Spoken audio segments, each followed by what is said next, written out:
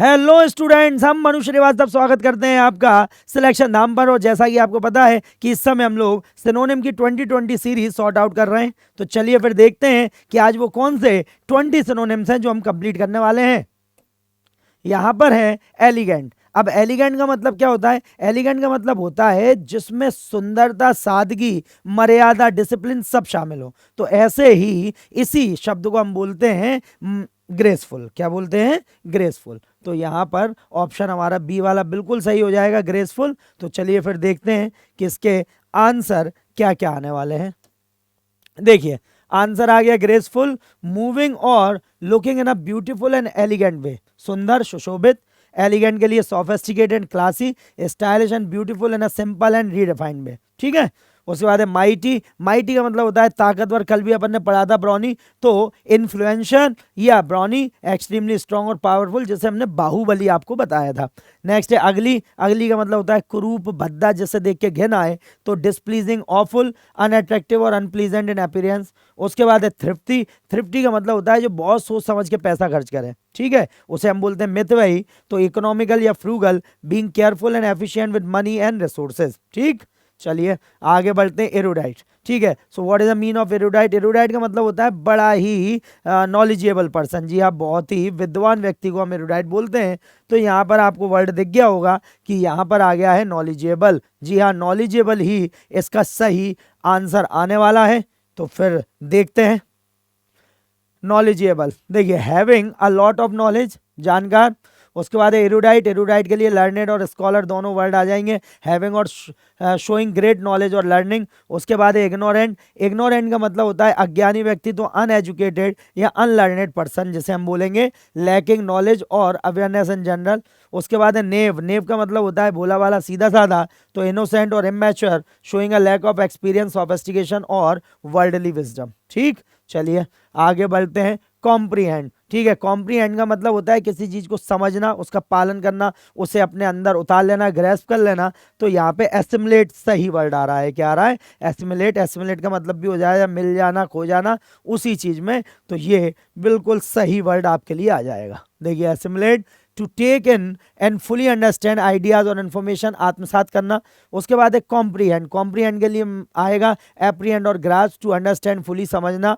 Distort, pervert और है ना मिस स्टेट, मतलब किसी चीज को गलत कर देना। ठीक है, तो ट्विस्ट और मिस रिप्रेजेंट इंफॉर्मेशन, विकृत करना, गलत बयान करना। नेक्स्ट है डिटर। डिटर के लिए आ जाएगा हिंडर या इम्पीड, टू डिस्करेज और प्रिवेंट, किसी चीज को रोकना, हतोत्साहित करना। और कॉम्प्लेक्स। कॉम्प्लेक्स का मतलब होता है किसी चीज में उलझन बना देना या कॉम्प्लिकेशन, कंफ्यूज कर देना। तो इंट्रिकेट और एलाबोरेट, कॉम्प्लिकेट, जटिल। ठीक है, चलिए आगे बढ़ते हैं फिर। एंशिएंट। एंशिएंट, एंशिएंट का मतलब होता है पुराना। तो इसमें एक ही वर्ड जो हमें दिख रहा है वो है एंटीक। एंटीक का मतलब भी पुराना ही होता है। तो देखें जरा कि इसका क्या आंसर आने वाला है। देखिए एंटीक ही आ गया है। तो very old and valuable due to its age and historical significance, पुरावस्तु, प्राचीन, अनोखा। एंशिएंट के लिए आर्काइक आ जाएगा और ऑब्सोलेट आ जाएगा। ठीक है, आर्काइक और ऑब्सोलेट ये पुराने समय का ही होता है। एक्सट्रीमली और often referring two things from thousands of year ago. उसके बाद है अनवॉर्न। अनवॉर्न मतलब जिसका यूज नहीं किया गया है, जिसे पहना नहीं गया है। तो अनटच्ड और immaculate, brand new and never used और वॉर्न। ठीक है, उसके बाद है कंटेम्पोरेरी। कंटेम्पोरेरी का मतलब होता है इस समय का, वर्तमान चलन का। तो कनकरेंट और सिंक्रोनस, जिसे हम बोलते हैं modern and belonging to the same time period. उसके बाद है रीसेंट। ठीक है, तो रीसेंट के लिए आ जाएगा करंट और immediate, happening not long ago और इन द नियर पास्ट। ठीक, चलिए उसके बाद है फिर डिस्टिंग्विश। हो गए। डिस्टिंग्विश का मतलब क्या होता है? तो यहां पर हम ध्यान रखेंगे कि डिस्टिंग्विश मतलब बड़ा ही अलग, बहुत ही खास। तो उसके लिए एक वर्ड आ जाएगा डिग्निफाइड। कौन सा आ जाएगा? डिग्निफाइड। तो यहां पर इसका आंसर जो होगा वो डिग्निफाइड हो जाएगा। ठीक है, अब देखते हैं कि ये उसे किस तरीके से बता रहे हैं। तो देखिए डिग्निफाइड आ गया है, हैविंग अ काम एंड कंपोज्ड मैनर, गरिमापूर्ण।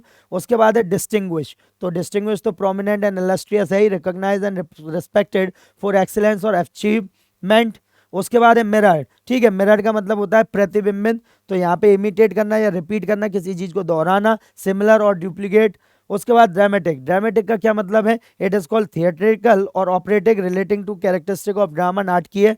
और मेडियोकर। मेडियोकर क्या क्या मतलब होता है? इसका मतलब होता है साधारण, ऑर्डिनरी और medium, of only moderate quality, neither good nor bad. ठीक, तो देखिए आज हमने कितने इजी और कितने कम समय में हमने अपने 20 वॉकअप को बढ़ा लिया। तो बस अब आप ऐसे ही ध्यान रखिए कि सिलेक्शन नाम इसी तरीके से धीरे धीरे धीरे स्टेप बाय स्टेप आपको सफलता तक पहुंचा देगा। बस बने रहिए सिलेक्शन नाम पर, और प्लीज़ वीडियो को लाइक ज़रूर कीजिए, शेयर कीजिए, और सबसे बड़ी बात है अच्छे कमेंट जरूर कीजिए। चलिए तो मिलते हैं नेक्स्ट वीडियो में, अपना ध्यान रखिए। जय हिंद, जय भारत।